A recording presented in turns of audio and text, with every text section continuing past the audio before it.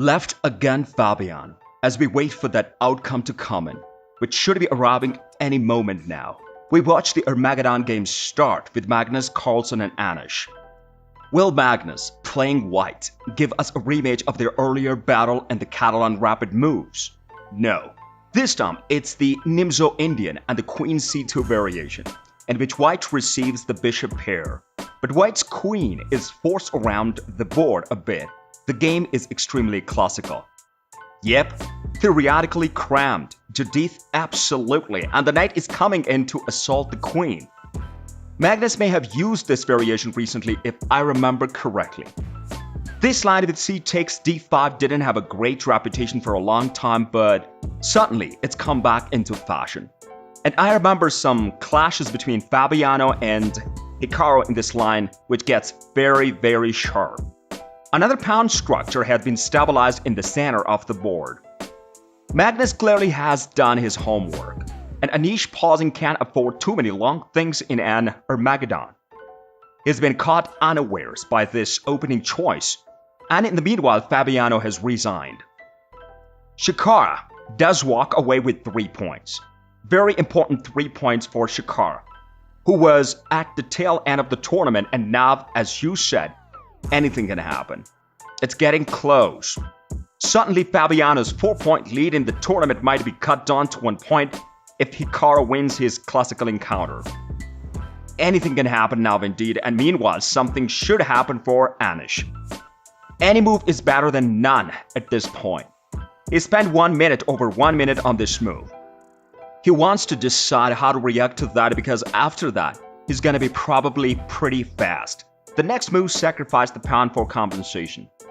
Let's see whether he is really going to have enough compensation in this game.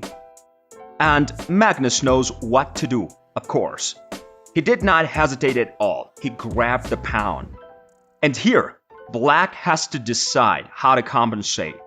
You need to be quick. You need to get pieces into the game while all of the white's kingside pieces are still asleep. Of course, Queen Exchange and Unleash his game is in so many other games. This is what we have seen. But I think this is the good move.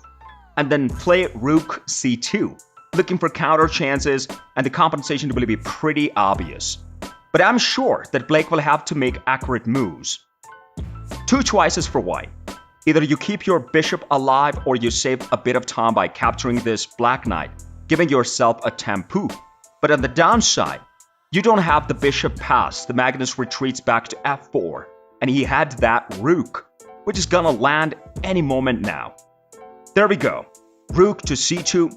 How does white evict those black pieces? I remember this because the black bishop can go to g6. After all, rook c1 immediately with some tactics, and if the bishop has to move back to e6, then rook b1 will be. I wondered whether Anish would have finished this, maybe played a move like g5 first, maybe g4 is coming.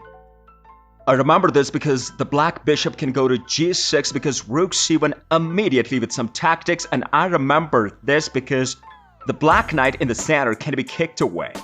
Question mark attached to that move because e3, bishop to d3, and then it's just an extra pawn and bishop.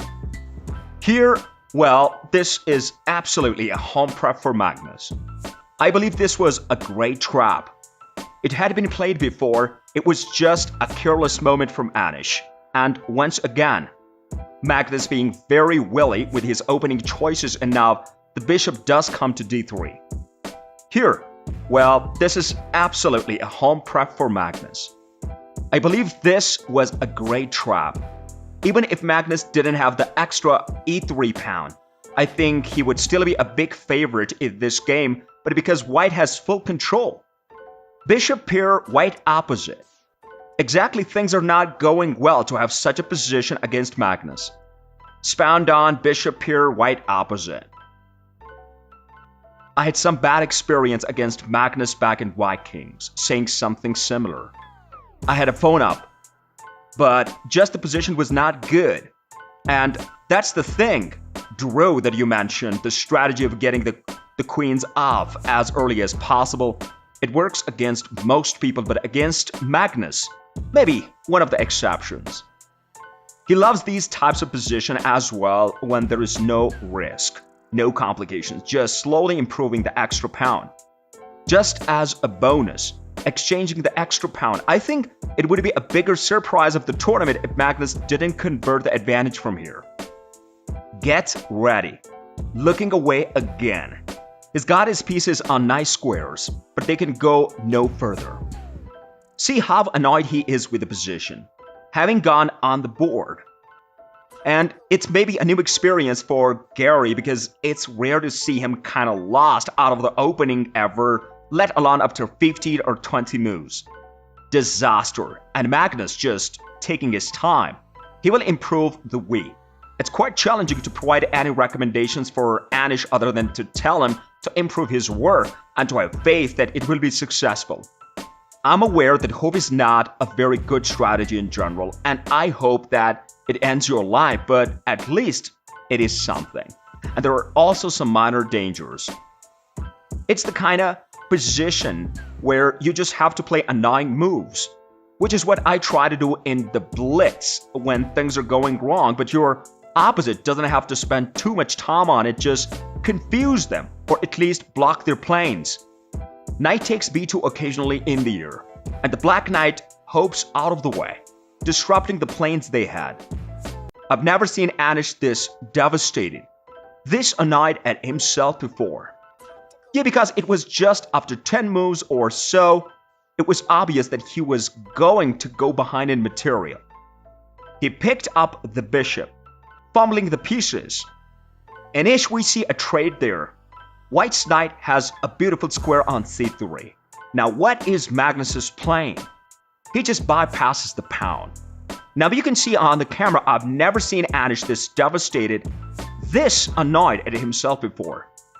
Amazing. Magnus is trying to construct a passed b pawn. If black doesn't capture in passant now, then the white knight will sit on c3 forever, creating a good blockade. We see a trade of the bishops of the opposing colors at least. Nonetheless, this is only a minor consolation as white is still a pawn ahead. Everything else is coming off the board extremely well. Magnus is playing well. They always say when you are struggling, exchange pieces for pawns, but Magnus has pushed his h-pawn instead. The problem for Anish is that he has simply lost another pawn now. If the black knight retreats to the 5th rank on the h-file, the white bishop will reach the 7th rank and the black pawn on the 7th rank will drop. The second problem is that even if Magnus plays defensively and the bishop retreats to the 7th rank, king h7, and the e4 will be arriving soon. Magnus is first enhancing his king. Why not? He turns the pawn. No. And oh, that's it. Anish has had enough. And Magnus takes the Armageddon point, picking up 1.5 points for Anish's position in the game. Did you like it? Tell us what do you think of the video in the comment section below, and don't forget to subscribe to our YouTube channel for more interesting videos.